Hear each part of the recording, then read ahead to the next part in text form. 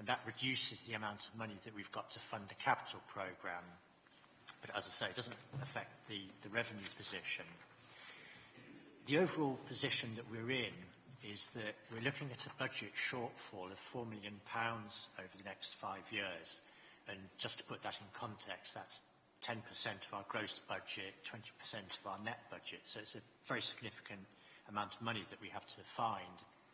And budget proposals totalling 3.2 million have been put forward across all the committees. So far as this committee is concerned, there are budget proposals which total 845,000. And you can see the detail in Appendix B of this report on page 38. So this is, I suggest, the focus of what you need to consider this evening. The particular thing I'd like to draw your attention to, given the public speakers that we had earlier this evening, is the bottom line on this schedule, which is the proposal in relation to voluntary sector grants. Now, when we drew up these budget proposals, the recommendation to P&R Committee was that the voluntary sector grants be phased out altogether over 5 years, and that would have saved us 237,000. And that was on the basis that there were potential alternatives such as lottery funding, direct funding from service budgets. Now, members have made very strong representations to officers about voluntary sector grants, and of course we heard from representatives of the voluntary sector themselves earlier this evening. And the proposal now is that we just reduce those grants by 25%. So the proposed saving is 55,000. And the rationale for that is that it's reasonable for all budgets to be reduced in line with the requirement to cut spending across the piece that the Council's phasing. But 25% is not unreasonable, and that's what the proposal in front of you this evening is. One other thing I'd like to mention is about the parish services scheme. Now, that's not subject to a budget proposal here. However, Council did agree back in March last year that the funding for local council tax support that parishes got be removed. So that's been taken out of the budget already. So no other changes to the budget for parish services scheme, but you are asked in this report to agree the continuation of the parish services scheme into 17-18, because originally it was only agreed for 5 years, so that you do need, if you agree that we should be supporting the parishes in that way, you need to agree that. There is a typo in the recommendation. It refers to 31st of March 17. It should be 31st of March 18, of course, for the whole of next year. A couple of other things to mention. There was a budget consultation on what we should be doing given the financial challenges that the Council faces. And in Appendix C, starting on page 40, you've got a report on the results of that consultation. And Policy and Resources Committee, at their meeting on the 3rd of January, asked that each service committee consider how its budget proposals respond to what residents said. And what residents were saying, maybe not surprisingly, is that they rated services like refuse collection, street cleaning very high. Other services like sports and recreation and culture and tourism not so high. So service committees were just asked to take that into account when considering budget proposals. And the final thing I want to mention is about capital budgets. And capital budgets are really important for the Council, because this is about our investment for the future, and this is the way that we can really make a long-term impact on the community. And there are capital budget proposals described here, starting on page 32 and summarised in Appendix D on page 67. And the thing I'd like to highlight in the capital proposals that come within the remit of this committee are the fact that following a review of the commercialisation strategy, we've refocused the commercialisation strategy around housing and regeneration, so absolutely part of the remit of this committee.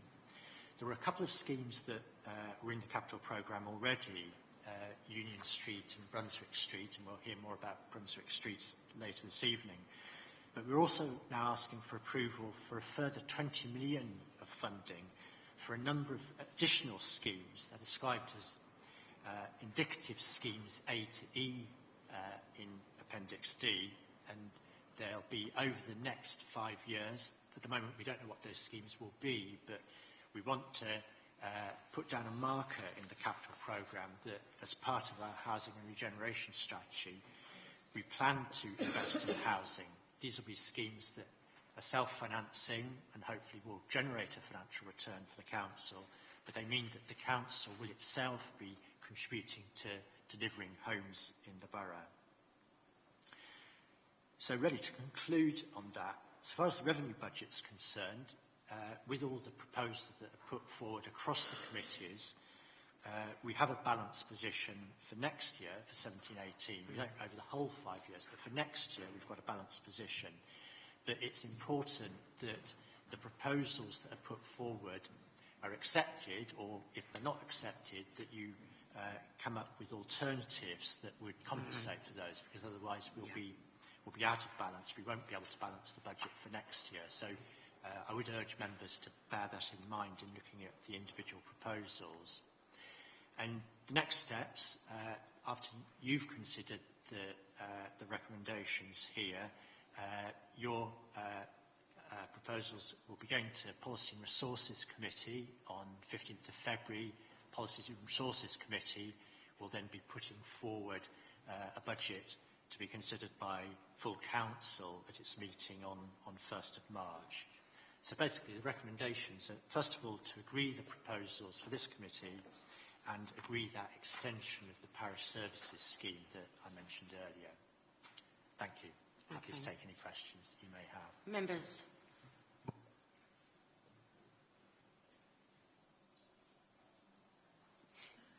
Councillor Joy. Thank you. Start the panic. I'm sorry. I must apologise. Councillor Gooch, I am so sorry. You've been so quiet. Sorry. Could I ask Faye to come up and...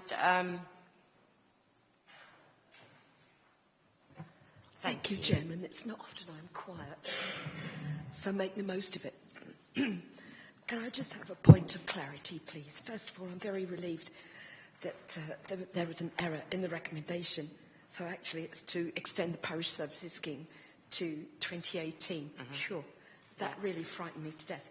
Can I just seek clarity without wishing to tread into part 2, because I shall wish to speak on that. But on page 38, can you just confirm for me on that final line where it says voluntary sector grants, that actually applies to the parish services scheme? In other words, the scheme would be subject to a graduated reduction. Is there any way that you can shape that for me, please? The voluntary sector grants that are referred to here are for third-party organisations. Parishes are dealt with in a separate budget, so there's no proposal here in relation to the parish services scheme. All we're saying about the parish services scheme is that we maintain the existing budget for 17-18. It will be reviewed in 17-18, but there are no budget proposals in relation to it. So voluntary sector grants has got nothing to do with the parish services scheme. Your indulgence, please, Chairman. Of course. So just to help my understanding, I'm trying to find the budget line that substantiates the letter that parishes have recently had about a 25, well, it's up to 25% in their next year's budget. And I'm trying to find where that is so that I can speak to it and try to influence members, if you like. But so it's not contained in these papers. Yes, maybe if I can clarify for other members who may not be aware of what Councillor Gooch is referring to.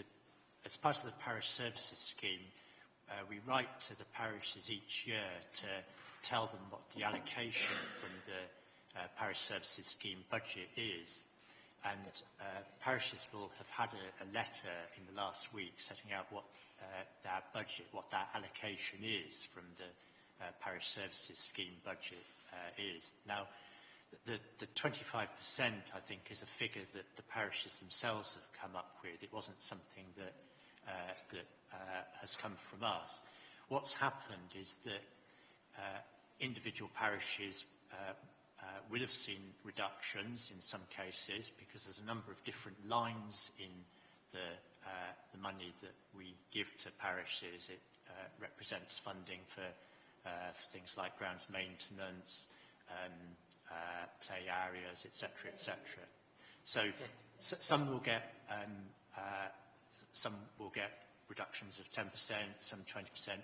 It varies from parish to parish, but that's all part of the process of allocating the budget for the parish services scheme. It's not a function of anything in these proposals.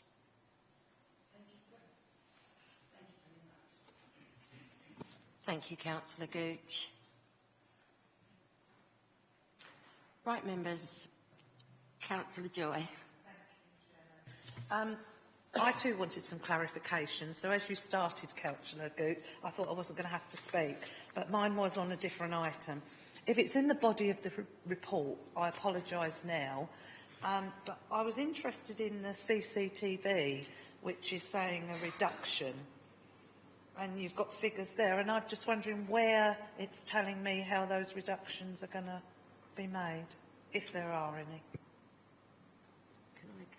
Can I come? I'd like to come back on that because I was going to ask the same question. But at the end of the day, we've made no decision, but we do know we need some form of saving. So that was my bit that we know that's coming in. William? The CCTV review is coming. I'd say it's within the next 3 months. I'm not absolutely sure, but it's coming. I know it changed to 1 month because I know me and Derek was expecting it next month, but I know it's going to be after that, and even if that's ready. And I suppose this is one of the things that you get really worried about saying about a budget when you're sort of left with how we're going to conquer it. How far would that go? But I just feel on the whole, I know we've been through it with a fine-tooth comb. We've spoken to officers, and I presume you have yourselves. Where do you see it going? But I'm quite happy with the result that we have got, because I can't think of anything else that we could cut or change to make it any better at this particular moment in time with the information that we have. So the detail of that is coming, but we're confident then that that reduction can come from the CCTV. That's really what I'm asking. In one form or another, yeah. I'm getting a nod from both. Yeah. It is. No, I entirely agree with you, and I know we as a group have questioned the same thing. But yeah, Councillor Burton. Oh, I'm so sorry. No, be my guest. Carry on. My second point was the charging staff costs to disabled facility grants. I'm wondering where were they before, because I've never come across those before. I've got no idea where they've come from, and I'm just wondering if the impact and the backlog of it. So if someone can... Yeah. We get disabled facilities grant funding coming to us. It's external funding. Now, there are staff who work on processing the applications for disabled facilities grants. Within the funding for disabled facilities grants, which is £500,000 a year, so it's a fairly substantial amount of money, it's reasonable to charge our costs as an authority for processing the grants. It's not as though we're short of funding for disabled facilities grants. We haven't charged staff time up until now, but it's perfectly reasonable that we can. It's within the terms of the grant, so that's the proposal that this is making. Interested to know why we haven't then. That's probably why I'm, you know, if it's a charge that we could have had and we haven't seen it, I'm just thinking why. Thank you, Chairman. Anybody else? Oh, Councillor Burton. Yeah, I'd like to speak to the point made earlier about there was some allusion, I heard a murmuring from the other side of the room, that some of these suggestions seem a little bit backwards in that the budget almost seems to come before the policy decision. I think that we're under no illusions here that we are definitely setting the tone for policy by identifying areas where we do believe that we can make savings. It's the unfortunate reality of the fact that we have to balance the books as a council. We're legally obliged to do that. I think we've all here had conversations with officers and within our groups and have come to satisfy ourselves with the fact that these things are achievable. Nobody ever likes to see reductions in any of our services that we provide, but the reality is that we have to make them. So, withholding that there may be further points that members would like to make, I'd actually like to move the recommendations on the paper. I think what we've got here in front of us is a well-considered budget, and I'm happy to support it. Okay. Do I let Councillor Cox come in first? Or if I get a seconder? You can get a seconder if you want now. Councillor Perry to second that. Councillor Cox. Thank you very much.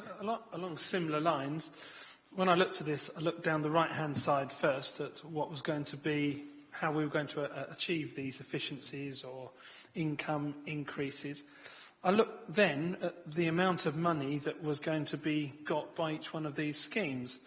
Looking at recycling collection, if we're going to make the increase income, I then see reduced general publicity and focus on increased garden waste income. Is that £89,000 in the year 17-18? Because I just wanted to sort of see how that broke down, if I may. So if we're reducing publicity and saying we've got this scheme, or we like to increase our recycling, what we don't want to see, if we're reducing publicity, that our recycling goes down or that sort of thing. So if you're saying it's all got to be got by increasing people coming to the garden waste scheme, then that's an awful lot of people, isn't it? It's actually, the 89 is split in two, so 45,000 of that is the reduction in the recycling publicity. It's actually a post, which is a vacant post at the moment that we've held, and is halving the marketing budget, because we've also managed to supplement our marketing budget through work with the Kent Resource Partnership. So we've had significant investment through them for new stickers and publicity that they manage. So the approach we'll be taking going forward is actually to have far more focused marketing. So actually we can reduce the resource we need by focusing on those that A, can be swayed to recycle or recycle more, and B, aren't already recycling. So it's trying to hit the people, you know, and really capture those people and behaviour change with those, rather than focusing at the edges of the brilliant recyclers we already have, and we have many of those, and those that probably are never going to be, swayed into recycling. The remainder of it, it's not new customers to the garden waste scheme. It's actually, it'll be covered in the next report that's coming about fees and charges. So there would be a £2 increase in the garden waste bin hire for the year, per year, with a look at then the other 44 and 22,000 coming up is actually we're looking at achieving a £40 charge for that per year over the next 5 years. So that's where that comes from. Perfect answer. Thank you very much. Thank you. So shall we go back to the recommendation of Councillor Burton? Councillor Perry has seconded that. Can I have votes for? Both recommendations. Is this both recommendations? Yes, both. Both recommendations? Both recommendations? So can I have for? Unanimous. Thank you very, very much. Okay.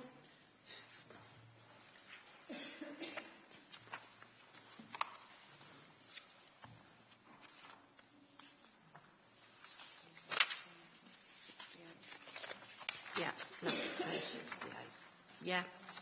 So now we're going to item 14, page 68, report the Director of Finance and Business Improvement, medium-term financial strategy, fees and charges. Mr Green, over to you again.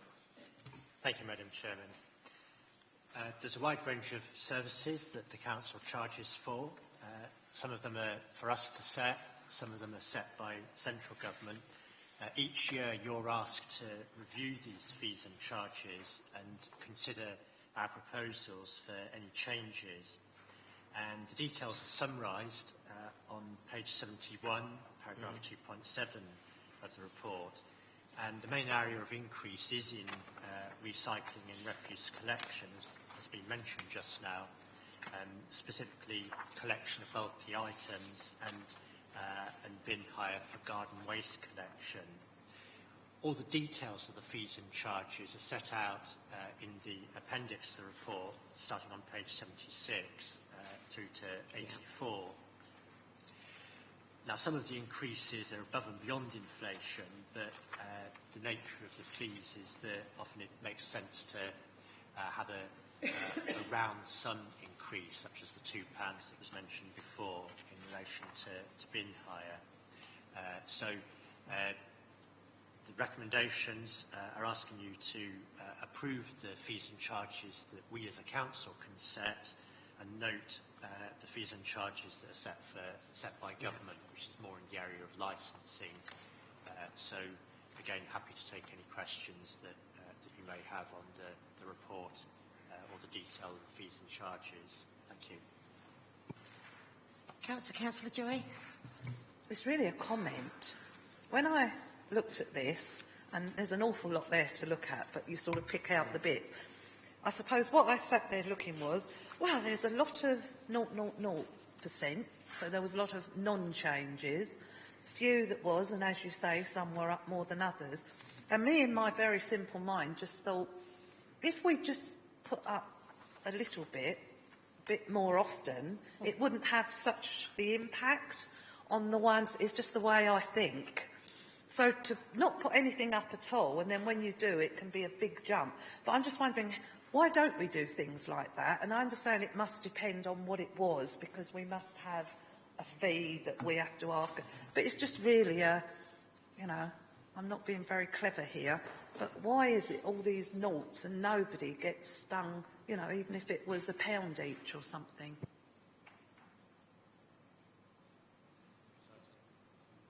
Oh, sorry, Mark. Yeah. We do ask each service to look at their fees and charges, because as you say, if there's an opportunity to increase the charge, we will do. Now, not all of them are charges that we as a council can increase. Sometimes they're set by government, so we don't have the opportunity.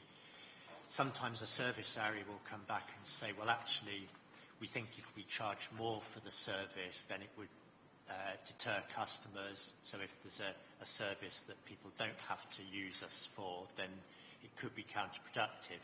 But certainly from a finance point of view, I would encourage services to look at the fees and charges and take every opportunity to put them up. So we have gone through the process and you can see there are services where we've put up fees and charges or where we're proposing to put up fees and charges. Anybody else? Councillor Cox? I'm the chairman, I take All right, you then. first. Okay, thank you. Sorry. Must be attractiveness again. Can anybody just say, well, really, officers, can you remind me the pest control charges that we have here? Have these recently been reviewed? Are we still with the current supplier? And have we renewed a contract recently? So they show no increase in charges. But does that mean that we get that income of 99,000? Okay, I'll let offer, but it's a pity you didn't come to our last meeting where we all agreed it, Councillor Cox, because it's a bit of a shame to go through it's a shame to go through everything again because we've already discussed it. So if Jen would like to come back very quickly on you know what Councillor Cox has asked. They were reviewed last year, and a number were put up last year to reflect price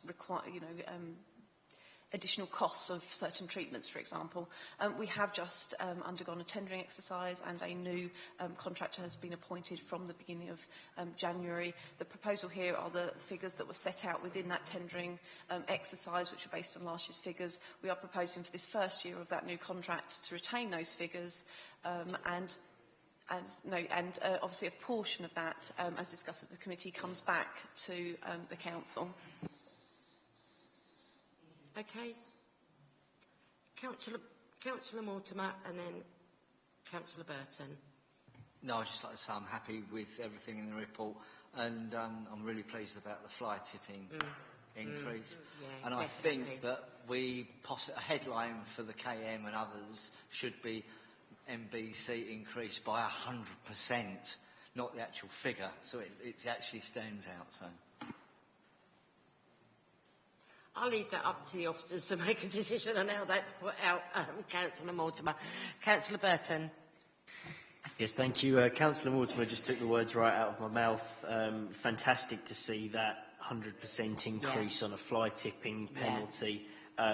Let's just hope that the review of environmental enforcement that we've agreed in principle in the budget just a minute ago actually delivers the capacity for us to be able to bring those people to account and to reap the benefits of that 100% increase in that charge. My only other point was maybe just a suggestion, sort of an addendum to Councillor Joy's point. Perhaps when this is next reported to us, maybe there could be, where possible, because we don't want to burden officers with unnecessary work on this, but perhaps some sort of suggestion as to what a national or regional average kind of charge we're looking at is, so that we can kind of see, well, you know, that's not gone up at all this year, but actually that's because we're charging an awful lot more than our nearest neighbours already. Or it would just give us a little bit of an idea, because I felt quite the same when I saw all the zeros.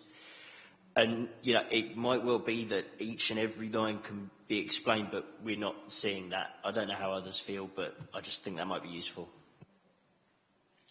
I can understand that for new people doing this, but I don't think we've done much different for the last 15 years that I've been a councillor. Every year products have gone up and services. But yeah, as you say, I don't want to put no pressure on anybody, but we're agreeing this tonight. So whatever comes back next time, I don't think we can elaborate on it, to be honest with you. But if the officers have got something like that, perhaps would you be happy to have that sent to you? Quite happy with that, Mark? Certainly, I know that in quite a few of these areas, officers do benchmarking with other authorities, so I'll look into what information we have and see what we can send you. Yeah, quite happy with that? Well done, everybody. So really then, sorry, I can't find pages again.